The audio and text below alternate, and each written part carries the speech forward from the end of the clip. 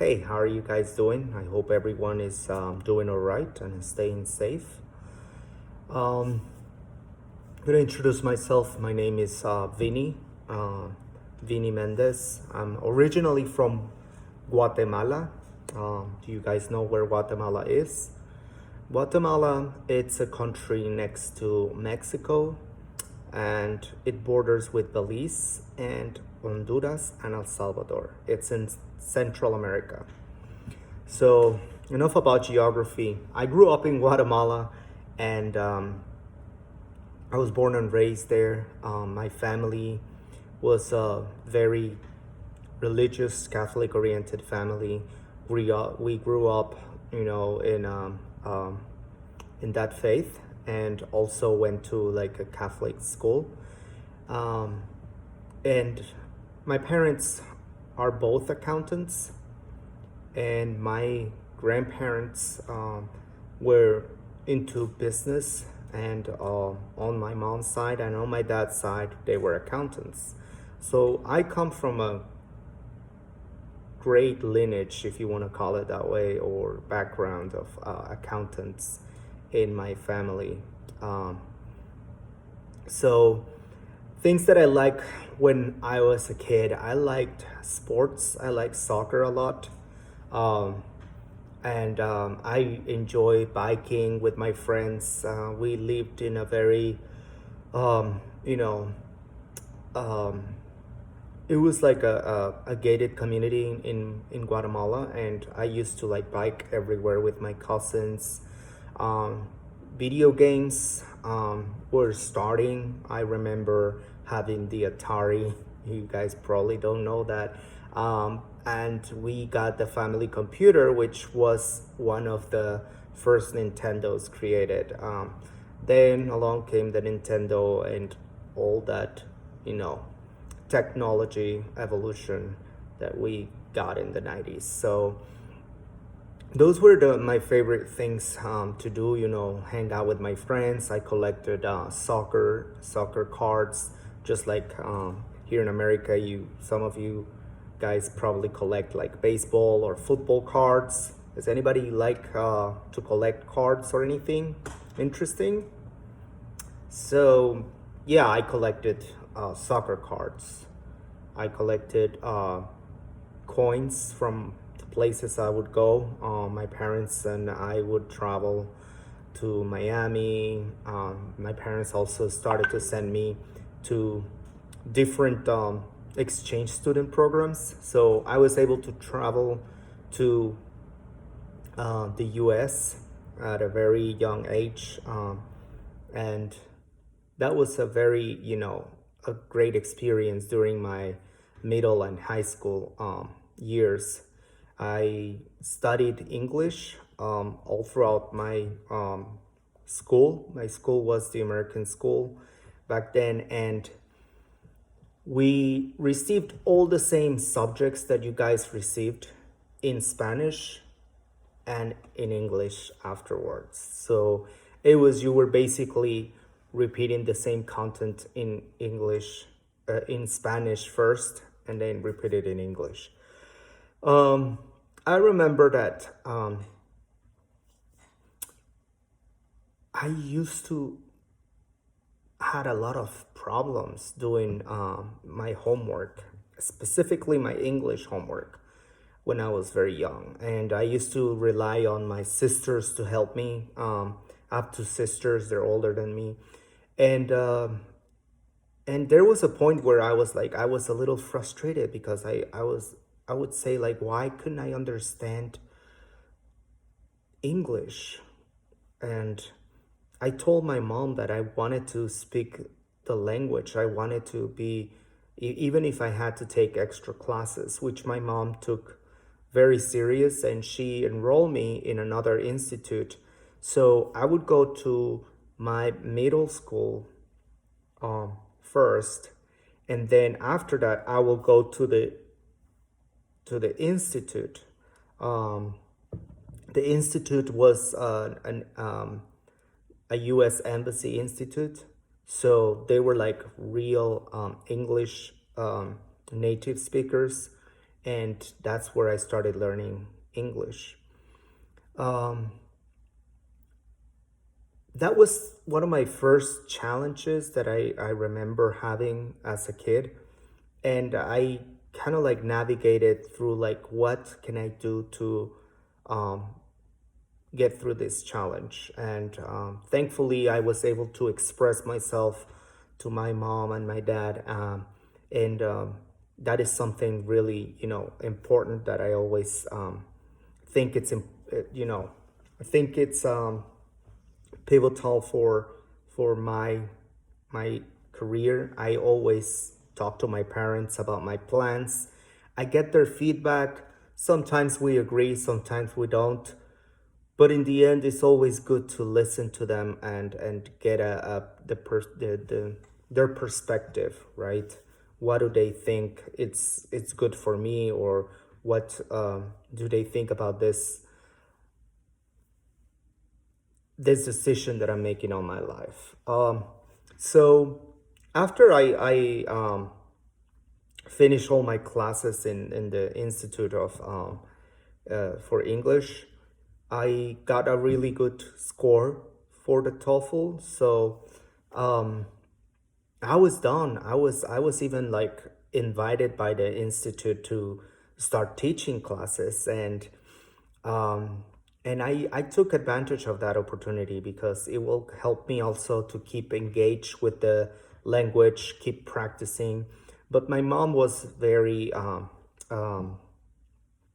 she had a vision, and sometimes I had a, you know, I didn't understand her vision at the beginning, but now I do. Um, she wanted me to learn a third language. At this point, I was bilingual, so I had English and Spanish under my belt. And she told me, okay, now it's time you finish English, perfect. Now, why don't you think about a third language? How about French? How about Italian or German?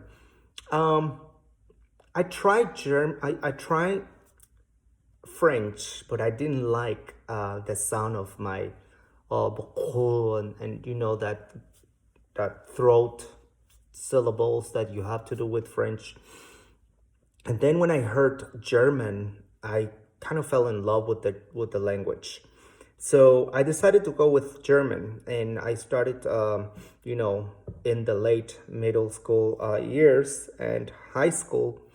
I was going Saturday,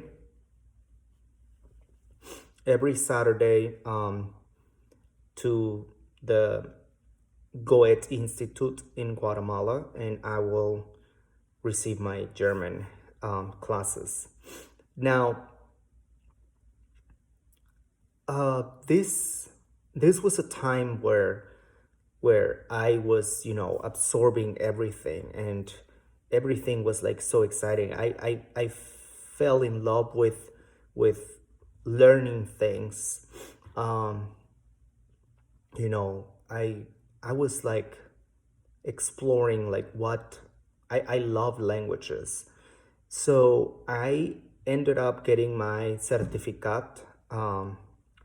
certificate for German, and I started to be an assistant for teachers in the German school. So that also helped me to keep in constant, in constant, constantly practicing my German as to not forget it, and that helped me a lot. After that, I started college, and I enrolled in some Brazilian Portuguese classes. At this point, I was already a trilingual, and I started learning Portuguese then, but I didn't have a lot of Portuguese speaking people in Guatemala. So it was a little hard to like continue, talking Portuguese or practicing, because it was like a challenge to find Brazilian people in Guatemala. So in college, I went to a college in Guatemala. It's called Universidad Francisco Marroquín. And it's a really nice college in Guatemala. It's a private institution, and I also had to navigate, you know, on my own to apply for this college. We didn't have a counselor at my school that will guide you through like which colleges should you apply. Most of my friends were applying to another school, another college where my sisters went to. It's called Universidad Landívar, and I thought to myself, well, I could go to Universidad Landívar just like my sisters did, but my dad says, why don't you try Francisco Marroquín? And Francisco Marroquín is a business school. So I knew I was a little hesitant about going into accounting, but I did pretty good in my accounting classes in high school. But I also did pretty good in my chemistry classes, bio classes. I was a really good student, not all A's, I'm not gonna lie to you, but I did my homework. I had a nice GPA because Francisco Marroquín University will not allow anyone to go in with a very low GPA. So I I submitted my application, and sure enough, I received the letter and I was accepted.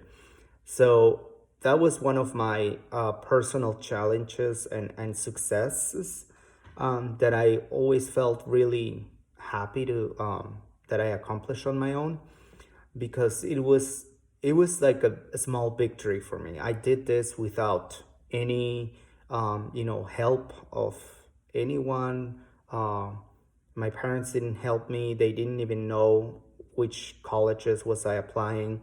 I told them I was gonna apply for Landívar and Marroquín and another college, but they didn't know when or where was I gonna do this. So when I received the letter, they were really happy, and so it began my college career. Um, I had a couple of mentors. Having a mentor is always important for me.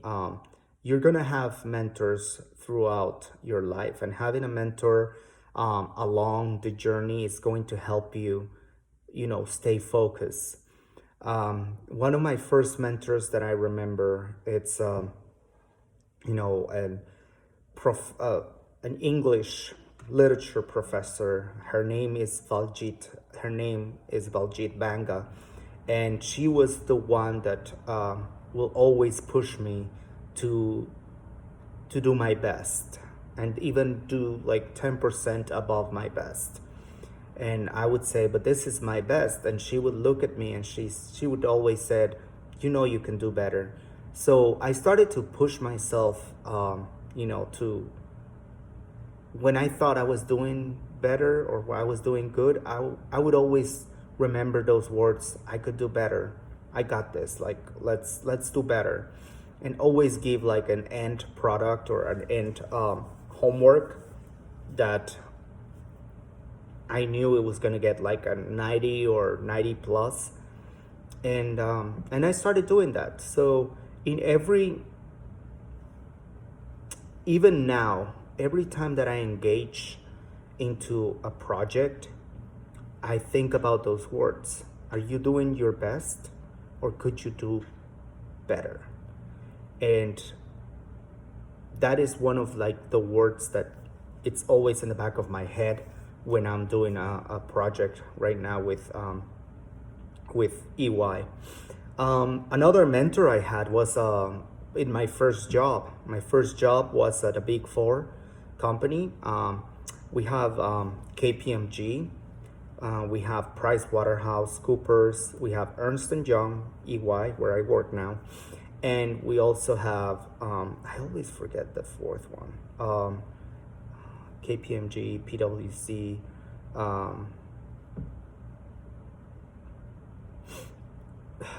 Okay, I'll remember later. I'll let you know. So basically at KPMG, which was my first job, I had one of the partners who was my mentor. His name is Braulio Salazar, and he was the one that hired me. He was my professor at the college that I told you I assisted, and he was teaching us audit. And I had a very hard time at college, like towards the third and fourth year, because I really didn't understand what my career was. I really didn't understand what was I doing. Was it really what I wanted to do for the rest of my life? Like, what if I made a mistake on choosing this? Should I enjoy economics way too much. Maybe I should just switch to economics. So I started having these questions, and I consulted my dad, and my dad was like, well, why don't you come over, have kind of like a day with me at work, and I'll show you how exciting accounting is, and it's not like it's not all the theory that you're looking at. So I had that privilege. I had that. My dad was an accountant. He was the internal audit for one of the big sugarcane companies in Guatemala. So he took me over, but I was still not feeling it. So I started talking to other professionals in school, other professors, and then I talked to Braulio, and he told me, why don't you come over to the office on Monday, and I can show you what the different departments you could work on. You can become an expert in taxes. You can become an expert in litigations when there's a forensic accounting to be performed. And I was like, what is that? Like, I was like so full of questions, and I was intrigued. So I showed up at the firm. It was KPMG back then, where Braulio was a partner, still KPMG until now. But so I showed up, and Braulio introduced me to some people. And then he introduced me to this guy, Elio, and he said, why don't you take Vinny today for your whole day, show him what you do, and then come back in the afternoon. So I went with Elio. We went to Citibank, the offices in Guatemala, and I was really surprised. I was really amazed about how Elio worked. Even in in audit, I was introduced to the CFO of Citibank in Guatemala, and it was very impressive. It was a really eye-opening experience to me, experiencing that, because I liked it. And then I came back and I told Braulio, this is basically, I like it. This is what I want to do. And he said to me, this is not what you're going to do. I want you to do IT audit. So IT is basically information technology. And I was like, what is that? It was a very new branch of in our career in accountancy. I'm telling you, this was the early 2000s. And there were a lot of how do you say this in English? There was a lot of uncertainty about our career, because Arthur Andersen, which was one of the big five, before there were five, not big four, the fifth one was Arthur Andersen, and Arthur Andersen had made some, they were not very skeptical doing their job. They did their work. They didn't do their job well, and for a company that was called Enron, and then it was discovered by the SEC, and I'm not going to bore you with all the details, but it ended up with both companies closing. So one of the things that that I've learned in my profession is that even regardless of the profession that you guys choose and or something that you guys like, think about this, like the knowledge, everything that you guys learned, it's always going to be here. And the knowledge that you guys and the experience that you guys absorb in every job, in every internship, it's gonna go with you. There's only one thing that you guys have to, look after, and that's gonna be your name. So that was one of the best advices that anyone has given me. Like, your name, it's everything. And that happened, to Arthur Andersen, the firm. So I started doing IT audit. And IT audit was kind of like working with data analytics, helping the audit team, helping the assurance team, helping the advisory team, and even sometimes the tax team, running reports and getting extracts from the databases. And I started to enjoy my job, and I started to fall in love with my career. After that first job, all I wanted to do was like get in front of a computer and start analyzing data. So my current employer is EY, Ernst & Young. It's one of the big four that I told you before. And I was found by the HR department, by one of the recruiters and from EY. I wasn't looking for a job, and it was, how sometimes you think like the universe works. They were sending me messages on LinkedIn every 2 weeks since probably, I think it was June, July, August, September. It was until September that I replied to them, and I said, okay, let's hear what you have to say. I kept replying to them, thank you, but I'm not looking for a job. Thank you, but I'm not, I'm unrecruitable. Thank you, but I'll pass.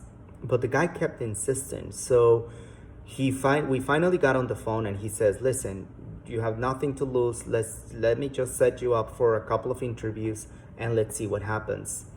The interviews were all virtual interviews. I interviewed with someone in New York, just like how I'm talking to you guys right now. I interviewed with someone in Houston and someone in Chicago. I've never had to leave my home to go to interviews. And it was really interesting. I never had to step into our local office here in Atlanta either. So after the 3 interviews, I got really good feedback from the recruiter, and they were going to go ahead and make me an offer. And now once they presented the offer, I said yes, and now I'm a DNA. DNA stands for data analytics, and I'm an advisor. What does an advisor do? It's basically, give advice, go on and help other companies that are having, issues, or they want to implement a new system or a software to, improve their processes in accounting or finance. So that's basically what I'm doing right now. My responsibilities are to go and talk to vice presidents of companies, CFOs, CEOs, and try to grasp what their needs are and bring solutions to them. And sometimes the solutions, or sometimes the issues that the big companies bring you, nobody knows the answer, because we have to come up with an answer. We have to come up with a solution that it has never been implemented before. So I collaborate with a team. I have a team in India. We have a team in all over the world, in Australia, in Hungary, and we collaborate together. So what you have is a group of people that probably have different backgrounds, and when you put all these people together with different backgrounds, different families, different cultures, then you start brainstorming, and then a solution comes up. If you put look at your classmates right now, everyone, it's in the same grade, but it's so different from each other. Probably the person that's sitting to your right wants to be technician, or he wants to be an IT developer or a coder, a coding. The person on your left wants to be an architect. He wants to be, he's good at building things. So if you put these three people along with you in a room trying to solve a problem, the architect perspective is going to be different. And then the IT person is going to be like coding, and all he sees is like zeros and ones and try to like come up with an idea. And you are the accountant, and then you are like, okay, this is going to work and this is going to work if we put it together, and this is the solution that the client wants to see.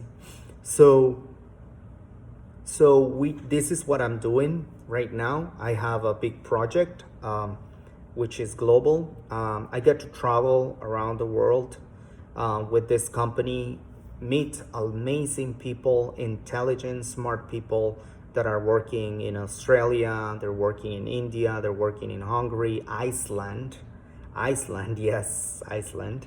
I work with people in Italy, France, and also people here in America. I Brazil, Argentina. The Portuguese is now helping me to deal, to have clients in Brazil. My German has helped me to communicate with people in Hungary that speak German. And my English, of course, has helped me here in the US. I have clients in US, in Canada, and in Mexico.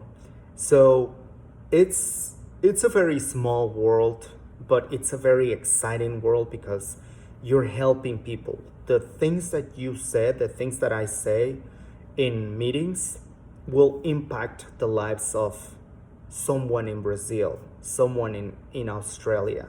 We're gonna change the way they do their work based on something I say. So this is, very, very important to me, because I have to always pay attention on what the impact is gonna be of what I say, and how is the client going to receive that feedback and implement it. So I think, that's kind of what I enjoy about my work. Sometimes you work Monday to Friday. I'm not going to lie to you. You don't have a schedule. Normally it's the business hours, 9 to 5. But sometimes I start my calls at 7 in the morning because it's already evening in Australia. So I have to cut up with my team in Australia. Sometimes I have to, it's 5 o'clock here in Atlanta, but guess what? It's probably 3, is it 3, 5, 4, 3? It's 2 o'clock in LA. So I still have to work with my team in LA. So it's very exciting. It's very, for me, I enjoy my job a lot. Always in the back of my head, it's, are you doing your best? Could you do better? Then do better. So always push yourselves to kind of like do the better version of what you are doing right now. I don't know if you guys have any questions, how do we do about this, but it's been such a pleasure to share this with you guys, and Have a great day. Bye bye.